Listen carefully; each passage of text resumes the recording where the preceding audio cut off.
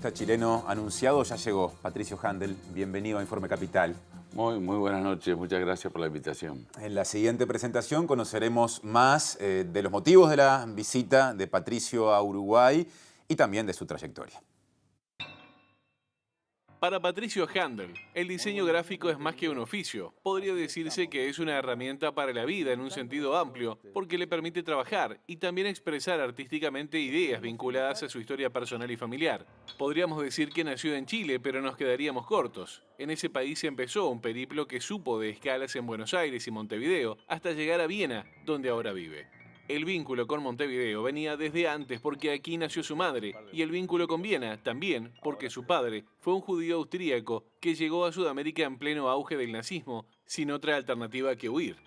Su historia se refleja en su creación, como queda claro al ver las denominadas patografías, una serie de afiches de su autoría que le hacen frente al rebrote xenófobo de los últimos tiempos y se exhiben en una exposición titulada Nosotros versus los Otros, que estará hasta el 31 de mayo en el Museo de las Migraciones.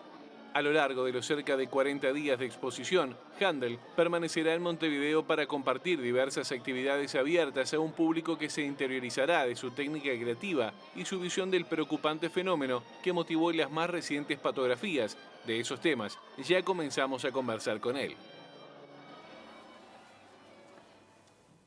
Patricio, ahí veíamos alguna imagen ya, la gente tenía algunas referencias de los afiches, de las patografías, como las definís. ¿Cómo podemos definir en un sentido amplio para después ir aproximándonos a la exposición que desde ayer ya está abierta al público?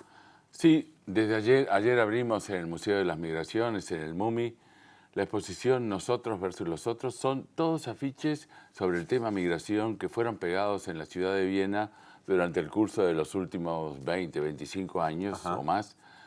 Y además afiches que fueron hechos justamente para esta exposición aquí, porque a mí me agrada muchísimo, claro, poder hacer la exposición en el museo, pero yo soy diseñador gráfico, hago afiches y los afiches en realidad tienen que estar en la calle. Entonces dijimos, fantástico, hacemos la exposición en el MUMI, pero se imprimieron 3.500 afiches que se pegan en la ciudad, hay 40 ómnibus que van con los afiches, hay muchas paradas, y en la calle Sarandí también el Paseo Cultural de la Ciudad Vieja nos aportó con muchos lugares donde se pueden poner, así que ya están en la ciudad. ¿Cómo llegó el diseño gráfico a tu vida?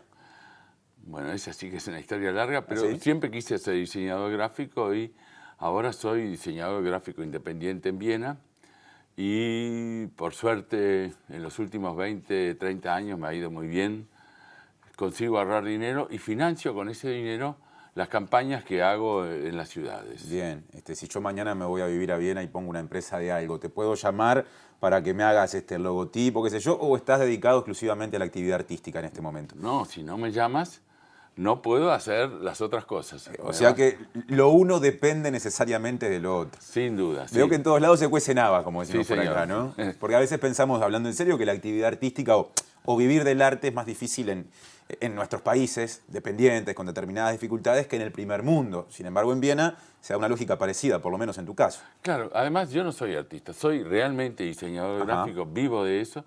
Y las patografías son simplemente el diseño gráfico que yo hago para mí, que hago en los temas que a mí me interesan y los pongo en la calle. Pero yo soy un apasionado diseñador gráfico y mis clientes me matarían si dejo de serlo. Claro, Espero. Hay que cuidarlos. Sí. Leyendo tu historia, o por lo menos la historia reflejada en lo que se está exponiendo, las patografías, y también tomando algunas de las cosas que ya nos contaste, surge algo así como un momento en la historia austríaca que se da a fines de los 80 cuando se habla de cierto rebrote, ¿no? Y las noticias nos han puesto al tanto más recientemente, por allá por el 2000, cuando Haider llegó a ser muy bien votado, y más recientemente, el año pasado, cuando la ultraderecha con otro líder terminó conformando gobierno después de ser, creo que segunda, que hay una especie de lógica pendular que hace que cada tanto en Austria pase lo mismo. ¿Cómo es el momento actual de Austria? Sí, usted lo dice, es pendular y a veces, y en este momento está dando el péndulo, no solamente en Austria, pero especialmente también en Austria, el péndulo para la derecha. O sea, vemos resurgir movimientos nacionalistas en casi toda Europa, movimientos que todos pensábamos, esos no van a resurgir más porque la historia de Europa demostró fehacientemente que el nacionalismo es terrible y que provoca, bueno, provoca lo que todos sabemos que provocó, o sea, las guerras, los desastres. La Unión Europea, por suerte, era como el antídoto de todo esto, pero acaba de ser votado también el primer ministro húngaro,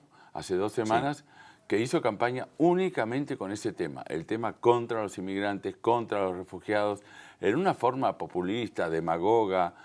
Hungría casi no tiene ni refugiados, ni inmigrantes, ni nada. Se trata de construir una especie de muro virtual y no virtual, de muro, para que nadie más entre, porque teóricamente la identidad está en peligro. La identidad húngara, la identidad austríaca, la identidad francesa, según Le Pen, etcétera, etcétera.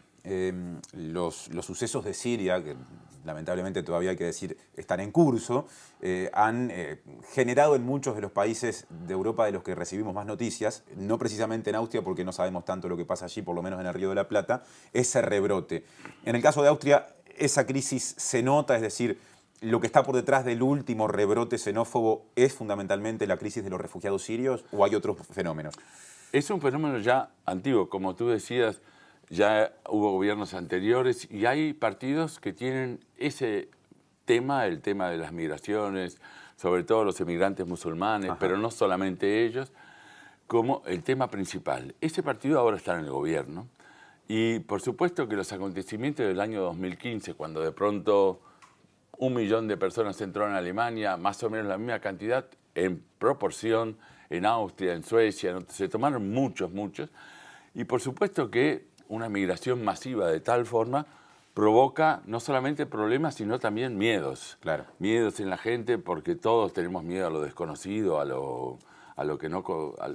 Esos miedos son miedos que únicamente pueden ser combatidos a través del diálogo, a través de la conversación. Cuando uno conoce a otras personas se da cuenta que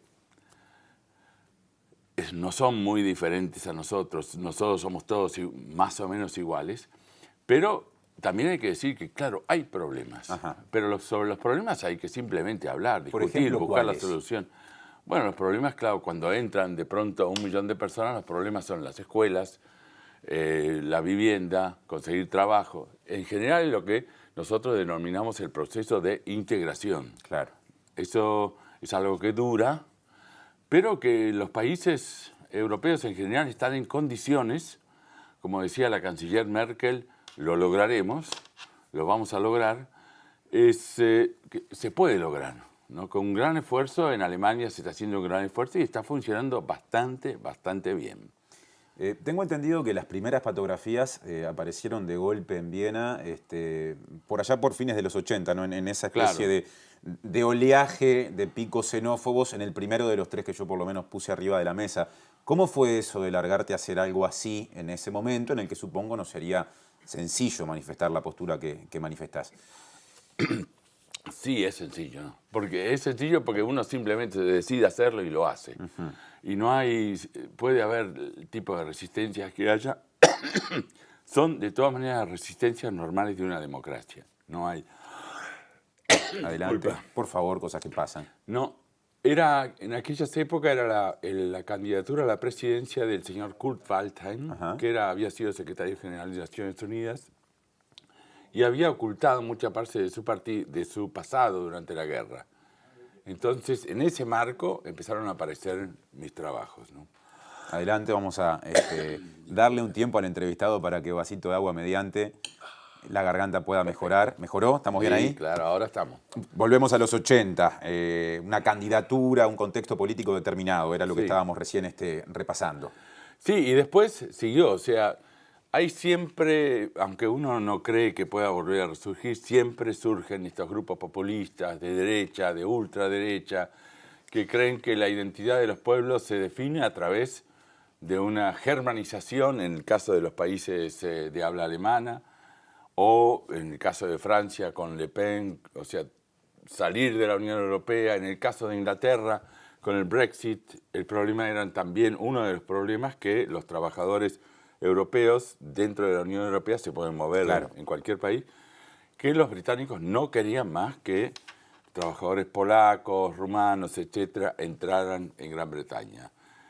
Se ha transformado, el tema migración se ha transformado en un tema con el cual se ganan o se pierden elecciones. En Italia ha pasado algo parecido en las últimas elecciones también. Usted lo dice, exactamente. Sí, la Lega es un proyecto totalmente xenófobo, a pesar de que ha mejorado ya ahora, y Cinque Stelle más o menos lo mismo también. Muy críticos con respecto a la Unión Europea.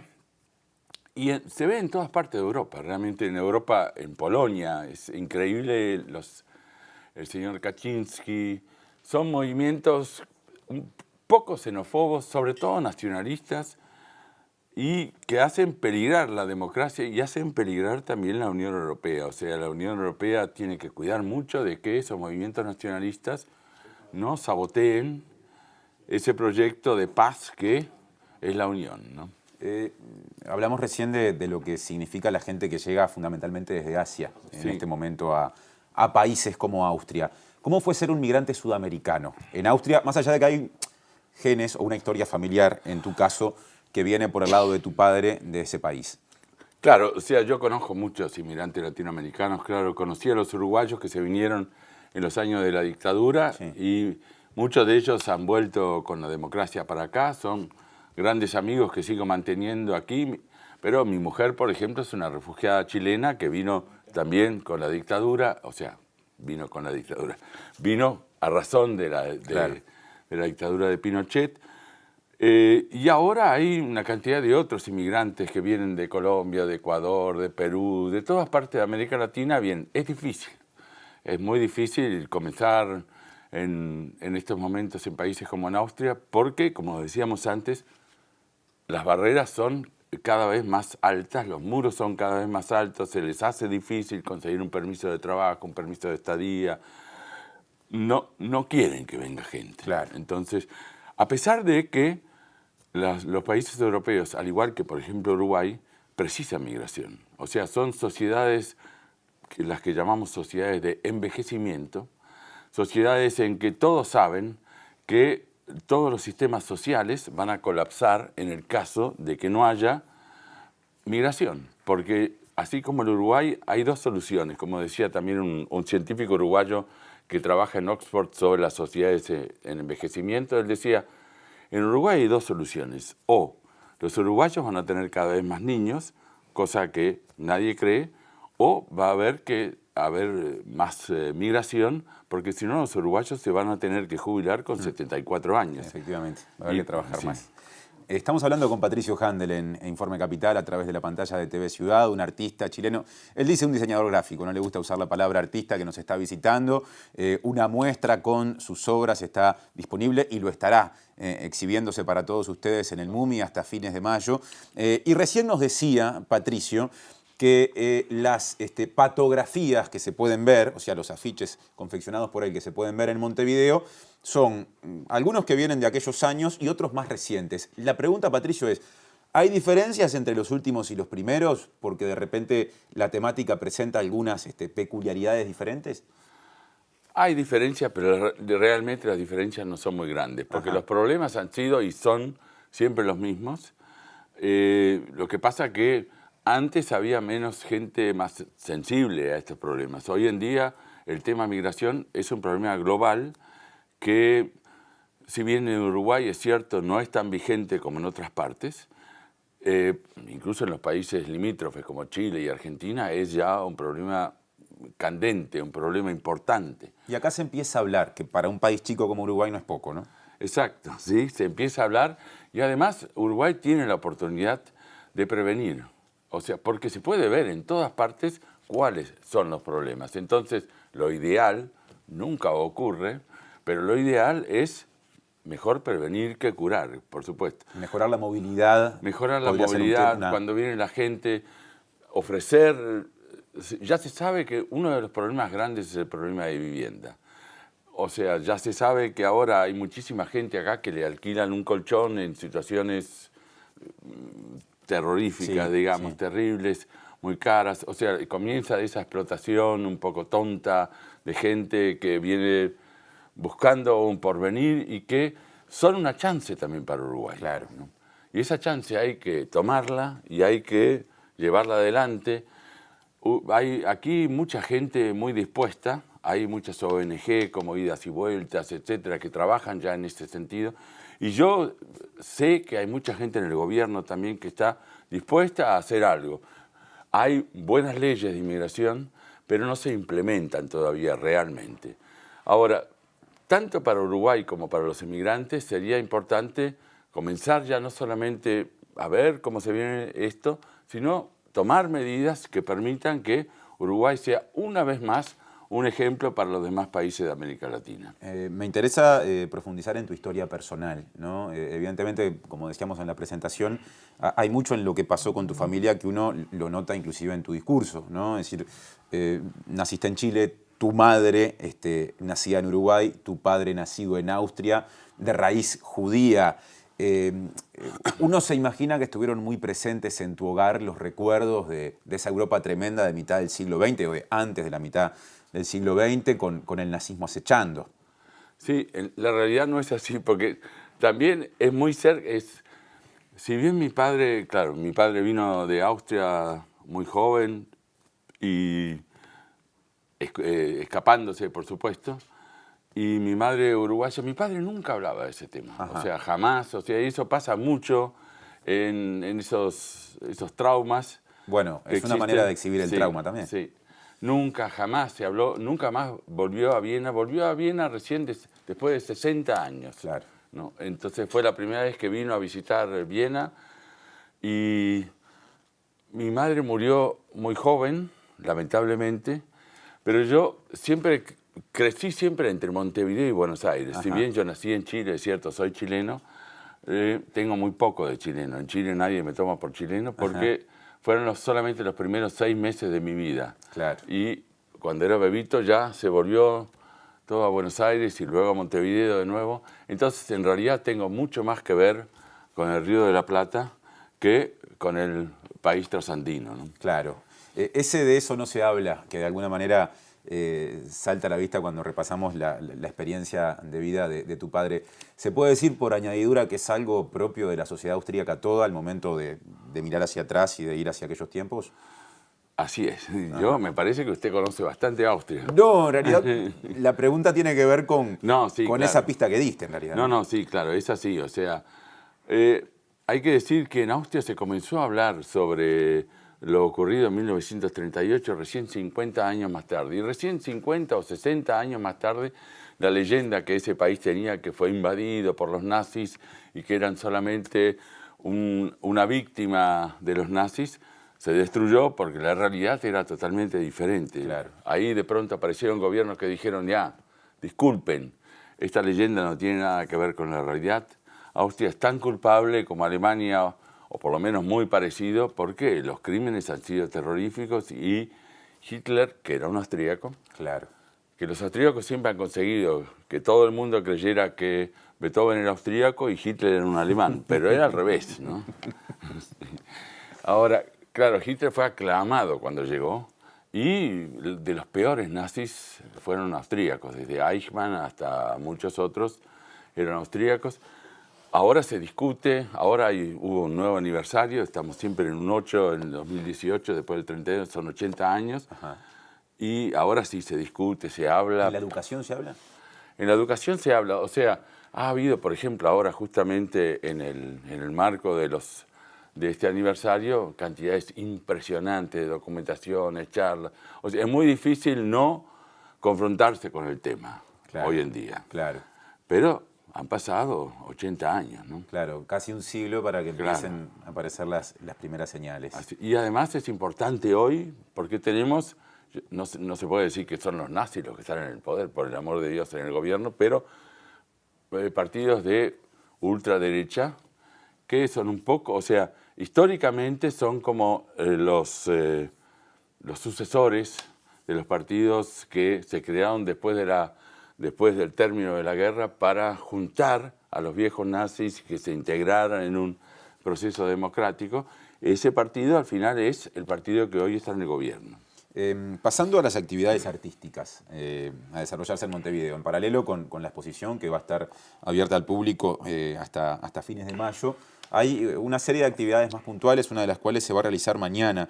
Se titula Bibliotecas Humanas, ¿no? La bajada o la creación podría ser libros en vivo, convocada para las 12 horas y extensiva hasta las 15, o sea, de 12 a 15 en la Plaza Matriz, en plena Ciudad Vieja de Montevideo. ¿Qué se va a encontrar la gente que vaya, a la que lógicamente ya mismo invitamos desde aquí?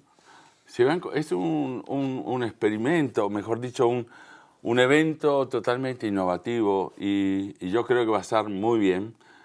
Hay 10 mesas, sendas sillas, una enfrente de la otra. De un lado se sienta un inmigrante, una historia que contar, un libro en vivo, por eso Bibliotecas Humanas, libros en vivo, y uno se puede sentar y escucha, puede preguntar y escucha la historia de otra persona. La historia personal de esa persona. Exacto. Y yo conozco ya varios de los que van a participar ahora y yo puedo asegurar que son historias fascinantes. Ajá. Son historias muy, muy interesantes. ¿Son todos migrantes ellos? Todos migrantes y de todo tipo, desde Venezuela hasta Inglaterra, desde Italia hasta Chile, de todas partes. ¿Y cómo te contactaste con ellos? ¿O cómo los elegiste? No sé cómo es el proceso. No, los elige el museo. El museo se encargó de eso. eso. El MUMI, sí. Aquí a mí me ayuda además una periodista austríaca uruguaya, que es la corresponsal de la televisión austríaca estatal para América Latina. Ella fue la que impulsó no solamente que yo hiciera esta exposición acá, sino también todos estos proyectos junto con el MUMI. Y el MUMI es el que está dirigiendo ahora todo esto, ¿no? Bien. Va a ser esto de mañana, yo creo que va a ser. Además va a haber algo para comer, algo para tomar en la Plaza Matriz a partir de las 12.